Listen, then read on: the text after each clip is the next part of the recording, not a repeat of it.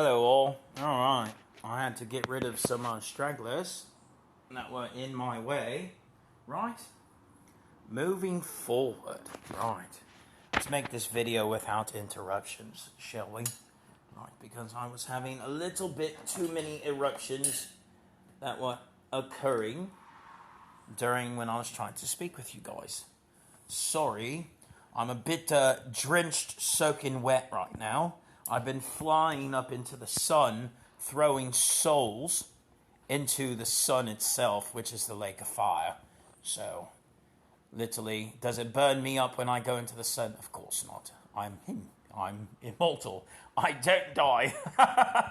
You're funny. But again, mate, it doesn't affect me. It just makes me drenched, soaking wet. Right? So, I make sure to stay hydrated. You all, though, on the other hand, those sinners who were condemned, well, that's just a big mess, right? Moving along, I had a decision that I had made in my life to completely annihilate the seed of Cain. Well, that's done, right? Why? Well, they were Uranian serpents, right? That's a problem, and I've eradicated most of that. Now let's focus on national geostrategy and events that need to occur. North Korea and South Korea have been in a dispute territorially for quite a long time. South Korea represents future advancement in technological firms, as well as North Korea represents traditionalism. North Korea has the birthright claims to the Manchurian Empire. Research Manchurian Empire online. You'll find out what it is. Okay. Now, you have to understand about ancient China, right? About the Zhou dynasty, right? And the Han dynasty, which are still alive today, and they live inside of the Forbidden City underground, right? They've turned that mostly into a museum, but they're actually still alive, if you want to know about the Golden Dragon family, right? That are the descendants of the Jade Emperor out in China, and they exist in real life, mate. They are in a dissension and a squabble with Japan, because Japan's royalty is represented by the peacock throne, right? And that's why they are having a bit of a squabble between the two, right? Moving along, Taiwan is I would say more of a minor house. You look back into their actual heritage, right? In Taiwan, you can trace it back to ancient royalty as well. But they are more so white skin, black hair, right?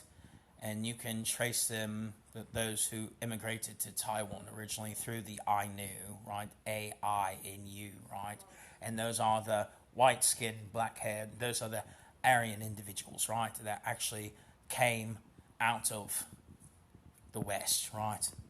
If you can trace the bloodlines back, if you know about them, that's why they're called honorary Aryans, right? And again, you can notice the breeding by genetics, by looking at their structure. They're more white skin, not yellow. They have completely black hair, right? And they are petite, large breasts, very thin.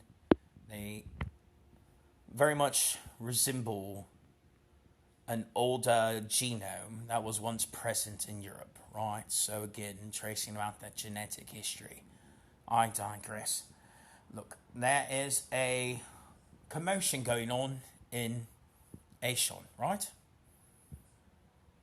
And it's very, very, very vitally important, comparative with what's going on with the world, right? We have our fleet from Indo-Pacific Command that is positioned down in Aishon, right, by the Philippines and Indonesia and the Aishon areas. China and Australia have been making weird alliances. There's a big realignment that's going out in the Pacific, right? A lot of people haven't been talking about this, but it's very important, comparative with what's going on, especially the ones who pretended to be dead but just disappeared and ran off to Hawaii after they claimed they were killed or executed or whatever the case may be, right? When that didn't really happen, mate. They just pretended to die. They agreed to fake die and then relocated out to Hawaii to still conduct their illegal affairs. Right? Right. Very good. It's a clusterfuck, mate. I'm sorry. But it is. All of the Pacific is a mess. There are ancient bloodlines from the east fighting over money. And why? Because of the Southeast China Sea. Because the Southeast China Sea can have anywhere from 5 trillion to 6 trillion to 8 trillion to 12 trillion in trade passing through. And people will lie and say, no, that's not real. Yes, it is. They lie about the amount of trade. They say it's only 5 trillion. Lie. I've seen boats that we've investigated with the Navy and logs that we've came across, and sometimes there's like up to an extra $7 trillion in goods that they keep off that they're trying to hide. And this is why it's been a point of contention going on in the Pacific that has cost me so much money for quite a long time. Now, how do we have an in getting in? Well, Singapore, right? And the money that I had authorized from Switzerland through a back door down into Singapore helped give the original financing for BRICS, right? So that's why the United Kingdom has clearly made a position saying we're going to defend our allies in Japan, made it very clear that we're going to hold up the entire area of the Pacific because this is vital for national security, right? Right. Moving along, let's talk about Europe, shall we? Right? Now, what do we have going on with Europe? Well, I'd like to take you back to the Weimar long time ago, right? The Wehrmacht, excuse me. The Weimar, well, that's modern day America, which you all are going through now, but you all still don't see it because you're repugnant and arrogant.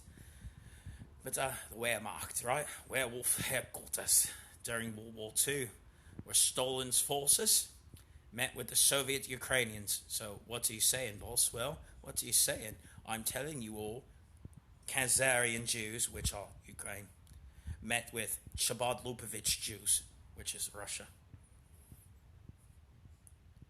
and agreed upon a new financial system on June 22nd, 1942, as I spoke of in the past. Now they're fighting over things, right? Why are they fighting? It's about oil, mate. It's about the oil. Russia's economy is oil-based. That's how they make their profits. Asia has always made their profits from selling cheap goods and services like plastic crap and cheap clothes and little things or whatever they could sell off to our retail stores here in the West, right? It's how that area has made their money. And they feel under threat because the threat of losing their import access for the oil and the plastic crap that they can sell to retail is affecting their balance sheets, right?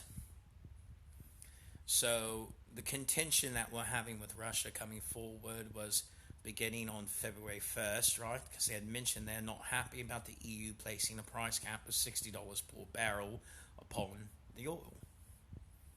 Right, that's a concern, isn't it? I think so. Comparatively, going forward, right, I don't want you all to get confused over this Ukraine-Russia thing. It's all the same. It's Khazarian Jews versus Chabad Lubavitch Jews. Do not fall for the bullshit, right? Full stop. UBS funding got approved recently, right? For the upgrade of what NATO and the EU had requested of me, right? I gave Christine Lagarde at the IMF the information needed to go ahead and get that set up so we can begin upgrading infrastructure and things that need to be done for Europe, right? From a corporate standpoint, that's very important. Things that we need to do to improve our intelligence so there's not outside infiltrators and those trying to harm Europe as a whole, right? So that's an ongoing process. I just got the ball rolling upon. That being said, We are getting closer and closer to a war footing. I need Europe to be on their guard and be defending at all times their eastern border and their southern flank, right? We cannot lose control or access out of the Mediterranean. That's so vitally important. And also, Joint Chiefs, having our fleet out in the Atlantic is very important because I don't want any subs slipping through, getting any wise ideas. Yes, I mean, comparatively, this is very important for all of us, national security wise as well. That being said, one final thing on this video. If there's a missile attack upon NATO, a NATO ally, or upon European soil outside of this proxy conflict between Ukraine and Russia, if we actually do get formally attacked, I will trigger Article 5. No questions. And I will respond with bombs. I will bomb them in return. If there's attack on the North American Union, right, that's Canada, Mexico, and the United States, I will respond with DEFCON 1. In real life, not some sort of game. I have to defend the West from those who are encroaching upon it, right? I say this to you somberly and calmly. If it turns out that the Israelis are running back and helping Russia against our own national security and war kicks off, I will bomb Tel Aviv, I will bomb Moscow, I will bomb Beijing, all at the same time, in real life. Not some sort of sports betting apparatus or video game or simulation, but actual bombs if they betray me. And I'm not even remotely joking. I will not tolerate betrayal. I expect my allies to work with my people, not against my international security projects, and not against my interest. Furthermore, any contention to make moves against me will respond with me salting your fields, burning down your cities, destroying your crops, sending in my troops, and killing all of your people if you're evil. Don't be evil, because if you are, I will destroy you. On top of that, before I send my people in to Zerg rush you, I will send hurricanes, I will send tornadoes, I will send earthquakes, and I will trigger volcanoes, and I will wipe out your kingdom off the map, and it will no longer exist anymore in real life, not some sort of game, mate. I am he, not a she, and I'm not anyone to mess with. Just so you know going forward, this is not some sort of artificial intelligence, and I'm not some sort of goddess or wife or AI program. I am very male, and I'm disgusted with all of you. And yeah, I am God himself. And it's very stupid, Israel, to think that you can make war upon me, God.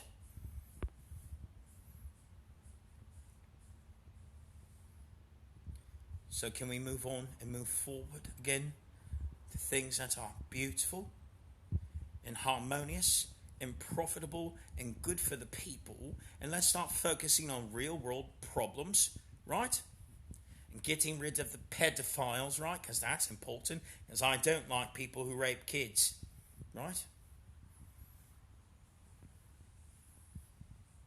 Full stop. If you pay attention to what's getting ready to happen at the World Economic Forum with all these corporations and everybody else getting ready to meet, their main goal, I believe, is a carbon tax. With a carbon tax coming, that's going to see an increase upon oil, right? And it will see a tax upon carbon across the board. This is a goal of World Economic Forum and Klaus Schwab, even though Klaus Schwab has never spoke with me directly, or let alone had me sign any documents giving him authorization to do any of these things on my behalf. Nor have I signed or agreed to anything for any type of politicians, nor have I agreed to a bankruptcy or a great reset of any of my assets upon this earth. They're just hoping that I leave before 2030 so they can still do it even though I told them don't do it, right? because they always think they know better than I do. Then they think China or Asia or NASA is God, and that's clearly not reality, mate. I'm not tech or some sort of individual country or type of program that works with different assets and services involved with this department or that department or that department. You all have a very poor idea of me, first and foremost. So full stop. Right, mate? This is very important because it's time to wake up. I'm not going to tolerate these types of things. You all are mimicking the same type of behavior that I saw during Lemuria, which was the ancient kingdom of Mu and Atlantis. You all got in your big war, and then I had to intercede with my ships, and I literally sunk your continents. And it's not human tech that can sink continents. I have ships above orbit, huge ships that can literally sink continent, that are literally type 7 technology on the Kardashev scale. Your planet's 0.72. I've brought stuff here that can literally sink continents in real life. No, it's not human tech. Okay, no, it's not a Jewish mysticism or mythology, right? Actual truth. My fleet is above Earth right now, watching you all. And yes, I have the tech to actually sink continents in real life. And no, it's nothing that any Earth government has. Furthermore, all of you are in default. I expect every single one of your leaders immediately to come down to Antarctica and meet me in my base underground. We're going to have a conversation about your reprobate behavior. This ain't a damn game. I'm not your damn wife. And yes, I'm him. Yeah, you know exactly who this is talking to you right now, don't you, you little shit fucker?